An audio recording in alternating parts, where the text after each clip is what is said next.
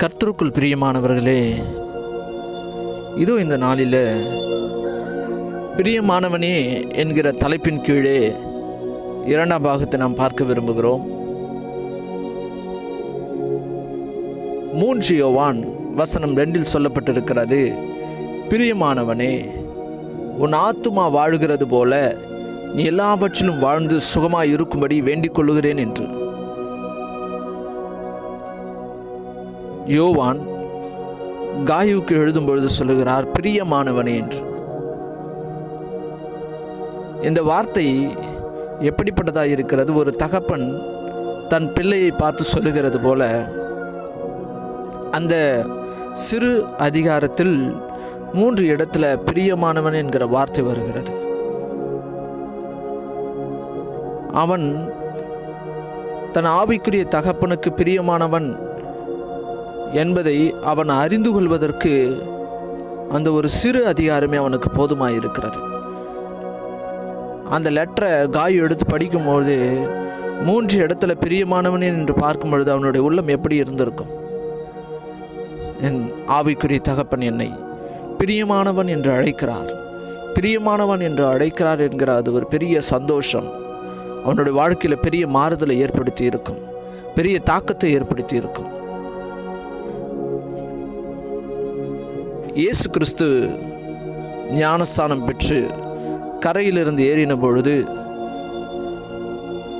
பரிசுத்த ஆவியானவர் புறாவை போல அவர் மேல் வந்து இறங்கி ஒரு சத்தம் உண்டாகி, இவர் என்னுடைய நேசகுமாரன், இவரில் நான் பிரியமாய் இருக்கிறேன் என்று ஒரு சத்தம் வந்தது.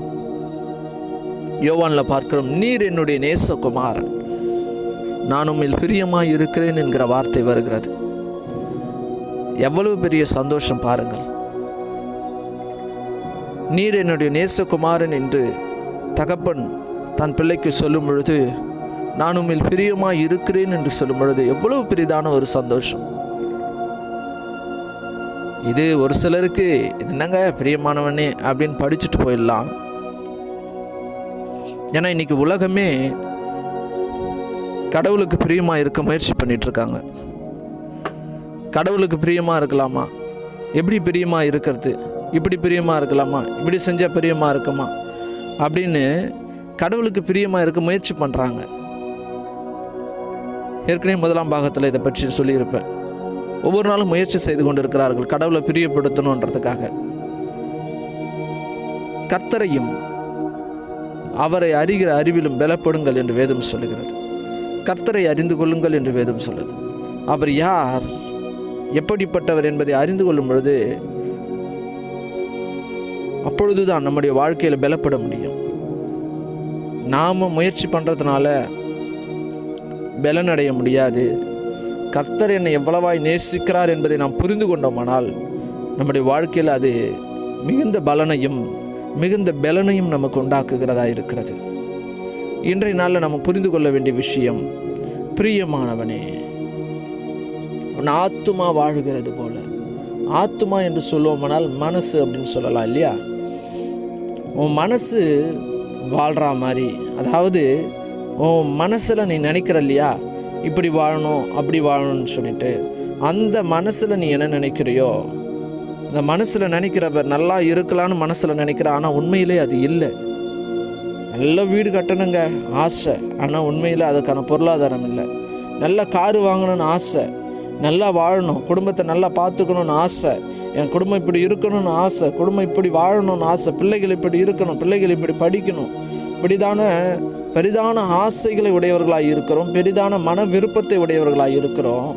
மனசில் இப்படிப்பட்டதான பெரிய காரியங்கள் இருக்கிறது. குடும்பத்தை குறித்து, பிள்ளைகளை குறித்து, மனைவியை குறித்து, உறவுகளை குறித்து இப்படிதான காரியங்கள் இருக்கிறது. ஆனால் உண்மையில் பார்த்தால் அப்படி இல்லை. அதான் சொல்லுகிறார், பிரியமானவனே, நீ மனசில் நினைக்கிற இல்லையா, உன் ஆத்துமா வாழுகிறது போல நீ எல்லாவற்றிலும் வாழ்ந்து, நீ உன் மனசில் என்ன நினைக்கிறியோ அப்படி நீ வாழ்ந்து சுகமாக இருக்கும்படி வேண்டிக் கொள்ளுகிறேன் என்று ஒரு தகப்பன் தன் பிள்ளைக்கு சொல்லுகிறார். பிரியமானவர்களே, இன்று காலை பொழுதுல ஒரு விஷயத்தை நாம் அறிந்து கொள்ள வேண்டும். சங்கீதம் 37:4 சொல்லப்பட்டிருக்கிறது, கர்த்தரிடத்தில் மனமகிழ்ச்சியாயிரு, அப்பொழுது அவர் உன் இருதயத்தின் வேண்டுதல்களை உனக்கு அருள் செய்வார் என்று. இது இன்னொரு மொழிபெயர்ப்பில் பார்க்கலாம், find your delight and true pleasure in Yahweh அப்படின்னு போட்டிருக்கு, கண்டுபிடி அப்படின்னு போட்டிருக்கு. எது கர்த்தருக்குள் மனமகிழ்ச்சி என்பதை கண்டுபிடித்து விட்டோமானால் அவர் உன் இருதயத்தின் வேண்டுதலை மேனிஃபெஸ்ட் பண்ணுவார் அப்படின்னு இருக்கு. கர்த்தருக்குள் எது மனமகிழ்ச்சி? நம்ம மனசுல ஒரு விஷயத்தை நினைச்சிருப்போம், வீடு இப்படி கட்டணும் அப்படி கட்டணும் அப்படி கட்டணும்னு நினைச்சிட்டு இருப்போம். இப்படி கட்டி முடிக்கிற வெளியே சந்தோஷம் வருமானம் வராது. அதை கட்டி முடிக்கிற வரையில அந்த சந்தோஷத்தை நம்ம பார்க்க முடியாது. நம்ம மேனிஃபெஸ்ட் ஆகிற வெளியும் அந்த சந்தோஷத்தை நம்ம அனுபவிக்க முடியாத ஒரு சூழ்நிலை. கண்ணில் பார்த்த உடனே இத்தனை வருஷமா நினைச்சுன்னு இதை பண்ணணும். நிறைய பேருக்குலாம் அது ஒரு கனவாகவே இருக்கும் பாருங்க. வீடு கட்டணுன்றது ஒரு பெரிய கனவு, காரு வாங்கணுன்றது ஒரு பெரிய கனவு, சொத்து வாங்கணுன்றது பெரிய கனவு, என் பிள்ளைகளை நல்லா படிக்க வைக்கணுன்றது பெரிய கனவு பாருங்க. இத்தனை வருஷமா இந்த நகையை வாங்கணும்னு நான் நினைச்சிட்டு இருந்தாங்க. இப்படிப்பட்ட ஒரு நகை எடுத்து போடணும், நல்ல ஒரு ட்ரெஸ்ஸை போடணும், நல்ல ஒரு காரு வாங்கணும், நல்ல ஒரு வீடு வாங்கணும், நல்ல ஒரு சந்தோஷமாக பிள்ளைகளோடு வாழணும், உறவுகளோட சந்தோஷமாக இருக்கணுன்றது ஒரு பெரிய கனவாகவே இருக்கும். நிறைய பேர் குடும்பங்களில் பிரச்சனைகள் இருக்கும், சேர்ந்து ஒன்றா வாழ மாட்டோமான்ற ஒரு பெரிய கனவாகவே இருக்கும்.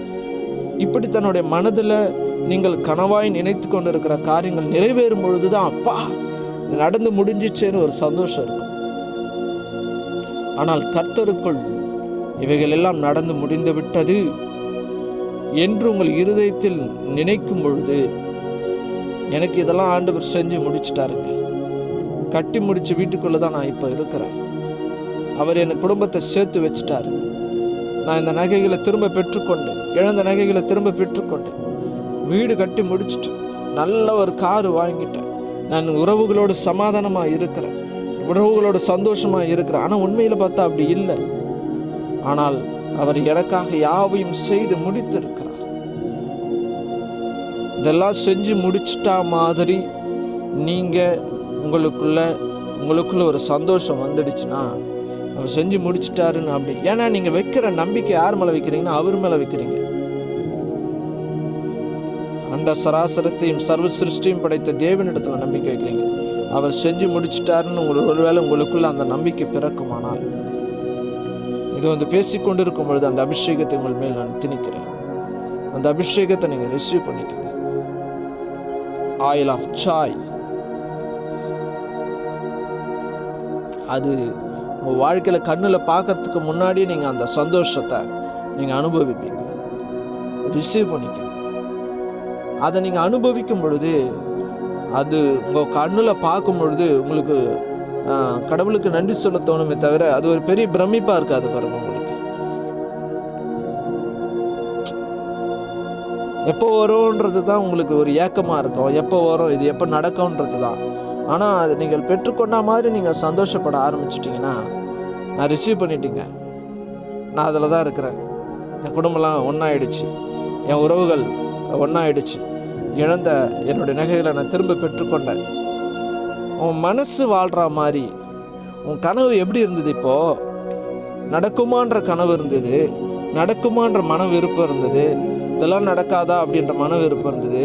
ஆனால் இப்படிப்பட்ட மனசு மாறணும் உங்களுக்குன்னா, ஐயோ நான் பெற்றுக்கொண்டேன், நான் சுதந்திரித்து கொண்டேன், என் குடும்பம் சரியாயிடுச்சு, திரும்ப இழந்த நகைகளை நான் பெற்றுக்கொண்டேன், நான் நல்ல வீடு கட்டியிருக்கிறேன், நல்ல வீடு கட்டி முடிச்சிட்டேன், நல்ல காரு வாங்கிட்டேன், ஒரு இடம் கூட, ஒரு காணி இடம் கூட இல்லாமல் இருக்கிறீங்க, நான் நல்ல சொந்த இடத்த வாங்கிட்டேன், அதில் குடும்பத்தோடு நான் சந்தோஷமாக இருக்கிறேன். இப்படி உங்கள் மனசில் நீங்கள் நினைக்க ஆரம்பிச்சிட்டிங்கன்னா, உங்கள் மனசு இப்படி நினைக்க ஆரம்பிச்சிட்டுன்னா, பிரியமானவனே உன் ஆத்துமா வாழ்கிறது போல. இப்போ உன் மனசு எப்படி வாழுது? இப்படி வாழுது. உன் மனசு எப்படி வாழுது? இப்படி முடிஞ்சதுதான் பார்த்து நீ வாழ்கிற பாருங்களா. வாழும்பொழுது உன் ஆத்துமா வாழுகிறது போல எல்லாவற்றிலும் வாழ்ந்து சுகமாக இருக்கும்படி வேண்டிக் கொள்ளுகிறேன் என்று சொல்லுவேன். நான் அதுக்காக ப்ரே பண்ணிக்கிறேன்பா. அதுக்காக நான் இந்த விண்ணப்பத்தை ஏறெடுத்துக்கிறேன்பா அப்படின்றார். நான் வேண்டிக்கிறேன் அப்படின்றார் அப்பா. அவர் நமக்காய் பரிந்து பேசுகிற தேவன். என் பிள்ளை முடிஞ்சுதா பாரு நினைக்கிறான் பாருங்க. வீடு கட்டி முடிச்ச மாதிரி அவன் நினைக்கிறான், கார் வாங்கி முடிச்ச மாதிரி அவன் நினைக்கிறான், குடும்பம் ஒன்னாயிட்டா மாதிரி அவன் நினைக்கிறான். இயேசு கிறிஸ்து பிதாவின் இடத்துல பரிந்து பேசு. அப்பா ஏற்கனவே செஞ்சுதான் முடிச்சிருக்கிறாரு. வீடு கட்டியாச்சு, அதனால தான் நமக்குள்ள விருப்பத்தையும் செய்கையும் உண்டாக்குறாரு. வீடு கட்டாமல் இருந்தால் எனக்கு விருப்பமே வந்திருக்காரு. நான் கட்டி முடிச்சு வீட்டில் தான் உட்காந்துட்டு இருக்கேன் அப்படின்ற அந்த விருப்பம் எனக்குள்ள கொண்டு வராரு பாருங்க. விருப்பத்தையும் அதற்கான செய்கையும் உண்டாக்குகிறார்.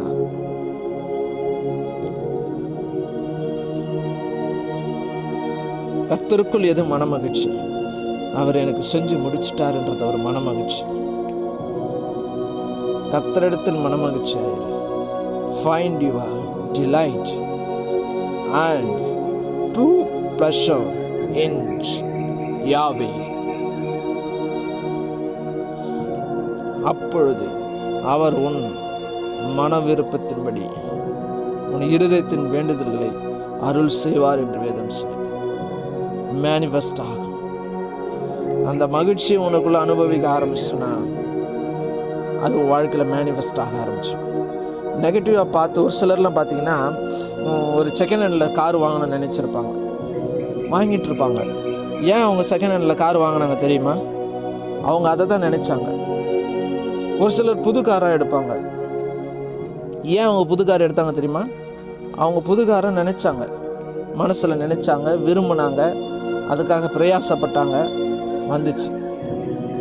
அப்படிதாங்க ஒரு சிலர் வீடு கட்டணும்னு ஆசைப்படுவாங்க, நிலத்தை வாங்கி வீடு கட்டணும்னு ஆசைப்படுவாங்க. ஒரு சிலர் வீடு கட்டின வீடை வாங்கணும்னு ஆசைப்படுவாங்க. ஏன் அவங்களுக்கு அப்படி அப்படிலாம் நடந்தது அப்படின்னா அவங்க அப்படி அப்படிலாம் மனசில் விரும்பினாங்க பாருங்கள். அவங்களோட எண்ணம் அப்படியா இருந்தது, அவங்களோட மனசு அப்படிப்பட்டதாக இருந்தது.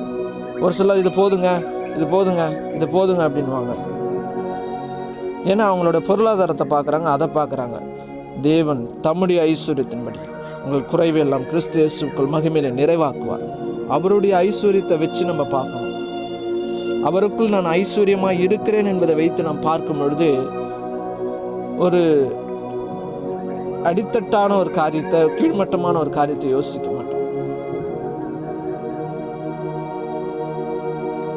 ஆண்டவர் சொல்கிறார், பிரியமானவனே உன் ஆத்துமா வாழ்கிறது. இயேசு கிறிஸ்துக்கு மேல பிதாவுக்கு எவ்வளவு நேசம் இருந்ததோ, இவர் என் நேசகுமாரன், இவரில் நான் பிரியமாய் இருக்கிறேன், எவ்வளவு நேசம் இருந்ததோ அதே நேசத்தை வச்சுதான் காயுக்கு அவர் எழுதுறார், ஆவிக்குரிய தகப்பன், பிரியமானவனே. கடவுள் எவ்வளவு நம்மளை நேசிக்கிறாருன்றதை நம்ம புரிஞ்சிக்கும் பொழுதுதான் நாம் பலப்பட முடியும், அவரில் நிலைத்திருக்க முடியும். நாம முயற்சி பண்றதுனால இல்லைங்க. கொடியானது செடியோடு இணைந்திருக்கும் பொழுது, அதனுடைய சாரம் நம்மில் ஏறும் பொழுது நாம் பலன் கொடுக்க ஆரம்பித்து விடுவோம். இந்த காலை வேளையில ஒன்றை புரிந்து கொள்ளுங்கள். கர்த்தர் நம்மை எவ்வளவாய் நேசிக்கிறார் என்பதை புரிந்து கொள்வோம். அவர் நம்மை அதிகமாய் நேசிக்கிறார். பிரியமானவனே என்று நேசிக்கிறார். பிரியமானவனே, நீர் என்னுடைய நேசகுமாரன், நான் உம்மில் பிரியமாய் இருக்கிறேன். அது இயேசுவுக்கு சொன்னாருங்க, உங்களுக்கு சொல்ல, எனக்கு சொல்ல. அவரை போலமா நீங்க பரிசுத்தமா வாழ்றீங்க. வேதம் சொல்லுகிறது, நாம் பரிசுத்தம் ஆக்கப்பட்டவர்களாய் இருக்கிறோம். அவருக்குள் நாம் இருக்கிறோம், அவருக்குள் நாம் பரிசுத்தமாய் இருக்கிறோம், பரிசுத்தவான்களாய் இருக்கிறோம், நீதிமான்களாய் இருக்கிறோம், ஐஸ்வர்யவான்களாய் இருக்கிறோம், பரிபூரணம் உள்ளவர்களாய் இருக்கிறோம். இதை நாம் புரிந்து கொள்ளும் பொழுது நம்முடைய வாழ்க்கையில் இந்த வார்த்தைகள் பெரிய தாக்கத்தை ஏற்படுத்தும் என்று நான் விசுவாசித்திருக்கிறேன். பிரியமானவனே, உன் ஆத்துமா வாழ்கிறது போல எல்லாவற்றிலும் வாழ்ந்து சுகமாய் இருக்கும்படி வேண்டிக் கொள்கிறேன். இதை தகப்பன் பிள்ளையின் மீது வைத்திருக்கிற அன்பின் நிமித்தம் பேசப்படுகிற ஒரு வார்த்தை. அப்படியே அப்பா அவங்கள பார்த்து இப்படி தான் பேசுகிறாரு, பிரியமானவனே என்று சொல்லுகிறார். நீங்கள் எந்த சூழ்நிலையில் வேணாலும் இருந்துருங்க, நீங்கள் கடவுளை விட்டு ரொம்ப தூரம் போயிட்டுன்னு கூட நீங்கள் நினச்சிக்கலாம். நீங்கள் எப்படி நினச்சினாலும் பிரச்சனை இல்லை, அவர் உங்களோடு கூட இருக்கிறார். உங்களை பார்த்து சொல்கிறாரு, பிரியமானவனே உன் ஆத்மா வாழ்கிறது போல நீ எல்லாவற்றிலும் வாழ்ந்து சுகமாக இருக்கும்படி நான் வேண்டிக் கொள்ளுகிறேன். அவருடைய நாமம் மாத்திரம் மகிமைப்படட்டும். Thank you Jesus. ஆமென்.